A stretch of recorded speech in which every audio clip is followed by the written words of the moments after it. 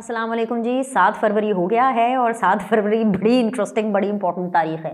और इसलिए बड़ी इंपॉर्टेंट तारीख़ है क्योंकि कल जो कि 8 फरवरी है उस पर पीटीआई वालों ने लाहौर में मीनार पाकिस्तान में एक जलसा करना था, एक एहतजाजी जलसा करना था। वैसे तो खैर उन्होंने कहा कि पूरे मुल्क के अंदर ही उन्होंने एक एहतजाज की जो है वो लहर चलानी है, लेकिन लाहौर का जो मसला था वो बहुत ज़्यादा बढ़ा हुआ था। और जी वो जो लाहौर की हाई कोर्ट के अंदर इन्होंने दरख्वास्त दी हुई थी कि जी हमें जलसे की इजाज़त दी जाए, तो उधर उन्होंने लाहौर हाई कोर्ट ने डीसी को बोला कि या आप डिसाइड करें, तो डीसी ने कर दिया है चिट्टा कोरा इनकार। मैं आपको अपनी पिछली वीडियो में बता चुकी हूँ कि इनको अब तो इजाज़त नहीं मिलनी, और अगर मिलती भी इनको इजाज़त तो हुकूमत ने कुछ ना कुछ करके इनको बाहर आने देना ही नहीं था, इकट्ठे करना ही नहीं था। और इसका ये मतलब नहीं है कि कुछ हुकूमत ने गैर कानूनी काम करना था। कुछ हुकूमत ने इनके जो है ये जैसे नॉर्मली हर बात के ऊपर शो करना शुरू कर देते, हमारे बंदे उठा लेंगे, हमें गिरफ्तार कर लेंगे। 24 से 26 नवंबर का जब इनका मामला हुआ तो उस टाइम पर पंजाब से बहुत से पाकिस्तान तहरीक इंसाफ के लोगों ने खुद वॉलंटरली गिरफ्तारियां दी।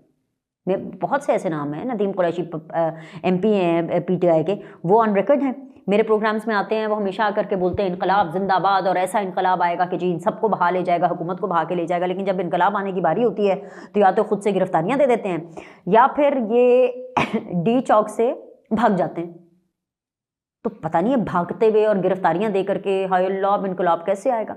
तो बातें बस आप इनकी सुन लिया करें। तो हुकूमत का इस तरह का तो फिलहाल कोई प्लान नहीं था, लेकिन ये ज़रूर हुकूमत ने डिसाइड किया था कि किसी सूरत भी इनको जलसे की इजाज़त नहीं दी जाएगी। और ना सिर्फ इजाज़त नहीं दी जाएगी, बल्कि जैसे मैंने आपको अपनी पिछली वीडियो में बताया था, बिल आखिर वही हो रहा है कि अगर इन्होंने खुद साख्ता कोई कानून हाथ में लेने की कोशिश की, अब तो देखें ना, अब तो कानून ही हाथ में लेने की कोशिश हो जाएगी। अगर अदालत ने भी मना कर दिया, बेसिकली DCO ने मना कर दिया कि नो जलसा नथिंग, तो इसका मतलब है कि भाई सीधी सी बात है कि अगर अभी आते हैं तो फिर कानून हरकत में आएगा। और मामला ये है कि और केसेस बनेंगे तो इमरान खान और देर अंदर रहेंगे, और देर मजीद अंदर रहेंगे। खैर एक तरफ तो दूसरी तरफ जी ये है कि पंजाब के इनकार की कहानी तो मैंने आपको बता दी।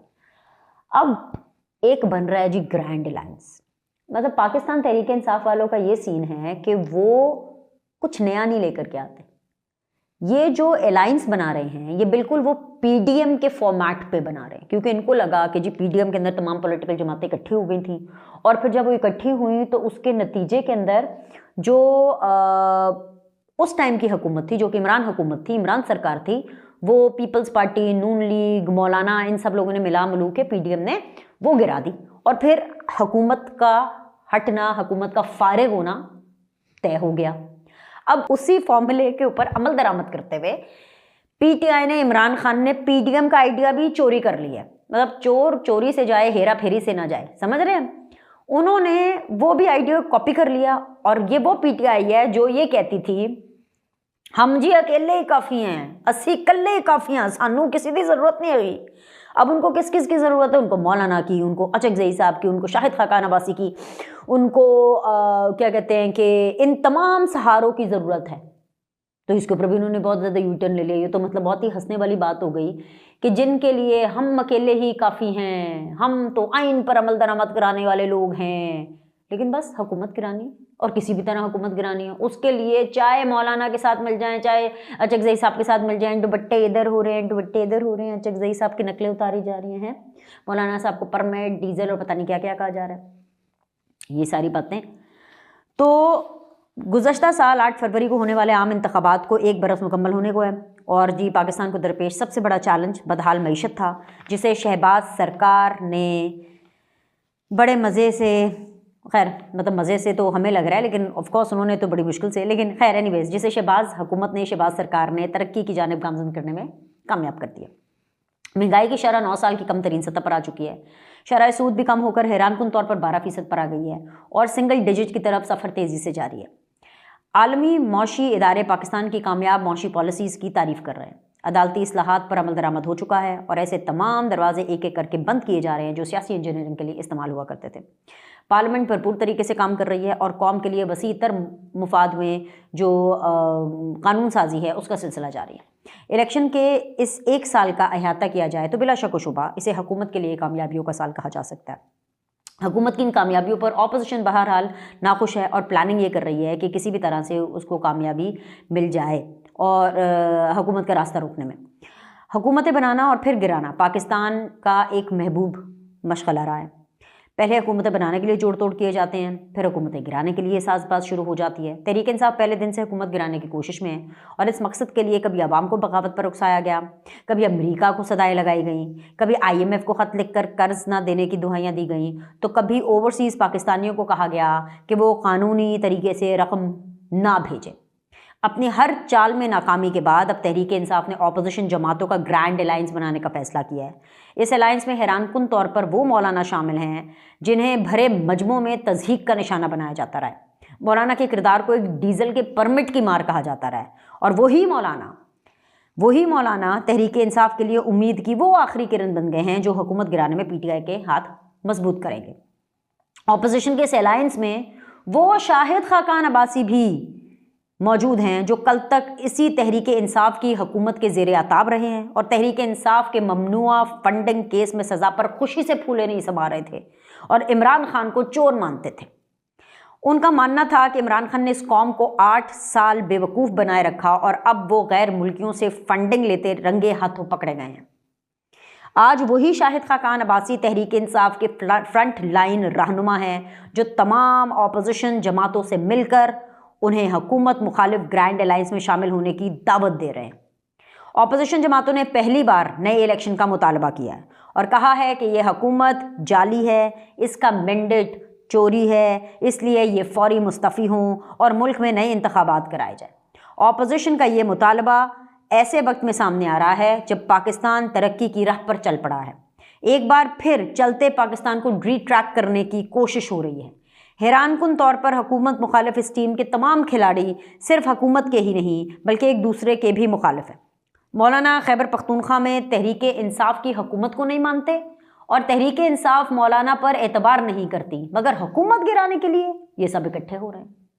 अब ये again it's a big boot on PTI's face also, क्योंकि वो माजी में यही मिसालें देते रहते थे कि जी पेट फाड़ कर निकाले गली में जो है वो घसीटूंगा और ये सारी बातें नून लीग पीपल्स पार्टी के बारे में, पीपल्स पार्टी नून लीग के बारे में, बेसिकली नून लीग पीपल्स पार्टी के बारे में करती रही है और जी अब ये एक दूसरे के साथ हो गए हैं। हालांकि शहबाज शरीफ ने जाकर मौजरत की, ये उनका ज़र्फ रहा है कि अगर सियासत में इस तरह की ज़बान इस्तेमाल कर भी दी कि कोई पर्सनल अटैक कर भी दिया तो जाकर माफ़ी मांगी।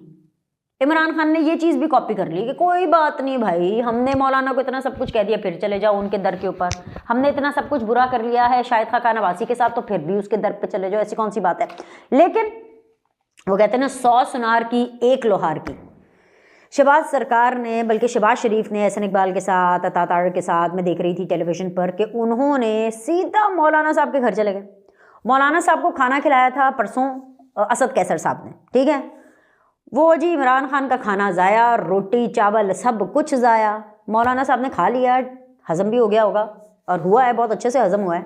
लेकिन उसके बाद शहबाज शरीफ साहब चले गए जी ये बड़े बड़े बड़े खूबसूरत फ्लास्क का बुके लेकर के, और जब लेकर गए तो मौलाना साहब ने क्या, मौलाना साहब ने वेलकम किया।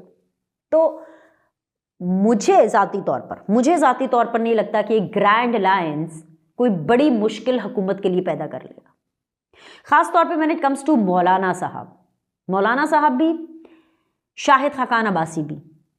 मौलाना साहब और शाहिद खाकान अब्बासी स्लिपरी ज़मीन पर नहीं जाएंगे, और स्लिपरी ज़मीन है कि एंटी इस्टेब्लिशमेंट बयानियाँ वो कभी नहीं लेंगे। और इसलिए क्योंकि पाकिस्तान तहरीक इंसाफ तो चल ही एंटी इस्टेब्लिशमेंट बयानिए पे रही है। वो तो जनरल आसिम मुनीर साहब की बात से शुरू करती है कि भाई ये वो आदमी है, अगर मुझे कुछ हो गया तो भाई जनरल आसिम मुनीर उसका जिम्मेदार है। मुल्क के अंदर अगर कुछ भी हो रहा है तो जनरल आसिम मुनीर उसका जिम्मेदार है। अगर मैं इलेक्शन हार गया हूँ तो उसका भी जिम्मेदार जनरल आसिम मुनीर साहब है। अगर ये हर चीज़ होगी, मेरे पेट में दर्द हो रही है तो उसका भी जिम्मेदार जनरल आसिम मुनीर है, मेरे सर में दर्द हो रही है तो उसका भी जिम्मेदार जनरल आसिम मुनीर है। वो तो बात ही यहाँ से शुरू करते हैं। अचकज़ई साहब का बहुत ही एंटी इस्टेब्लिशमेंट स्टांस रहा है, सो आई डोंट नो कि how long he will go with the PTI in this grand alliance. लेकिन व्हेन इट कम्स टू मौलाना, मैं आपको ये बता रही हूँ कि मौलाना साहब 10 तारीख को बैठें, 12 तारीख को बैठें, जितने चाहे मर्जी धरने जलसे कर लें।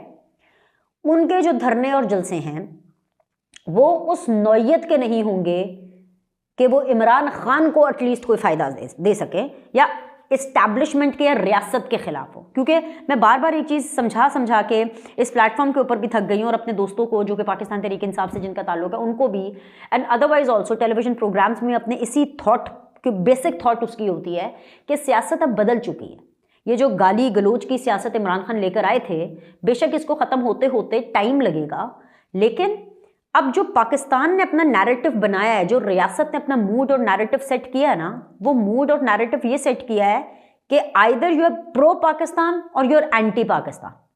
बस। तो प्रो पाकिस्तान जो है उसको एक फेडरेशन सूट करती है, प्रो पाकिस्तान को सियासत नहीं रियासत सूट करती है। प्रो पाकिस्तान का मतलब यह है कि वो चीज़ जो पाकिस्तान के लिए बेहतर है उसका इससे कोई लेना देना नहीं है कि वो बेहतरी इमरान खान लेकर आ रहा है। शहबाज शरीफ ने इमरान खान ने क्या खाक बेहतरी लेकर आनी हो तो और पाकिस्तान का पट्ठा बिठा कर चले गए थे कि वो जो बेहतरी है वो कौन लेकर के आ रहा है for that matter. Is it Shahbaz Sharif? It is Shahbaz Sharif जिस तरीके से काम कर रहे हैं it is good for the country. ये रियासत के लिए ठीक है तो बस ठीक है, सियासत बाद में होती जाएगी। सियासत नहीं रियासत, ये बेसिकली वो आइडिया है, ये बेसिकली वो मूड है, ये बेसिकली वो पॉलिसी है जो कि हुकूमत ने दी है और इस रियासत ने दी है। बेसिकली नॉट इवन द हुकूमत से भी पहले इस रियासत ने है ये मूड सेट किया है कि सियासत नहीं रियासत होगी पहले। ये नहीं होगा कि अगर खान नहीं तो पाकिस्तान नहीं, ऐसी की तैसी, ये सब नहीं चलेगा। सो जब ये मूड सेट हो जाता है ना कि सियासत नहीं रियासत, तो फिर इस मूड के चलते जो रियासत के लिए ठीक होगा वो करेगा।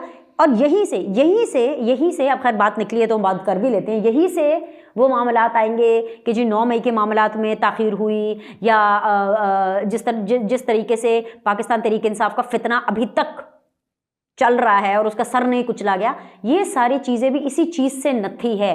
क्योंकि कहीं ना कहीं उनका जो वोट बैंक है जो कि आपको पार्लियामेंट में और खैबर पख्तूनख्वा असेंबली में नज़र आ रहा है, उस वोट बैंक की खातिर, वरना मुझे ये बताएं, ये जितनी बातें इमरान खान जनरल आसिम मुनीर साहब के हवाले से करते हैं, जितने इल्ज़ामात उन पर लगाते हैं, अपने दिल पर आप हाथ रख के बताइए, अगर जनरल आसिम मुनीर या अगर फौज ये तहैया कर ले कि उनको इमरान खान या पीटीआई नहीं चाहिए, तो कोई है पाकिस्तान में माइका लाल जो उनके इस फैसले को बदल सके? लेकिन अगर पीटीआई आपको केपीके में और अगर पीटीआई के नुमाइंदे अगर आपको पार्लियामेंट में नजर आ रहे हैं, सेनेट में नजर आ रहे हैं, पंजाब असेंबली में नजर आ रहे हैं, तो इसका मतलब यह है कि सियासत नहीं रियासत। तो रियासत की जो पॉलिसी है और जो रियासत ने मूड सेट किया है ना, आगे तो वही चलेगा। अभी के लिए इतना ही। लाइक करें, सब्सक्राइब करें। आपसे अगली वीडियो में मुलाकात करें।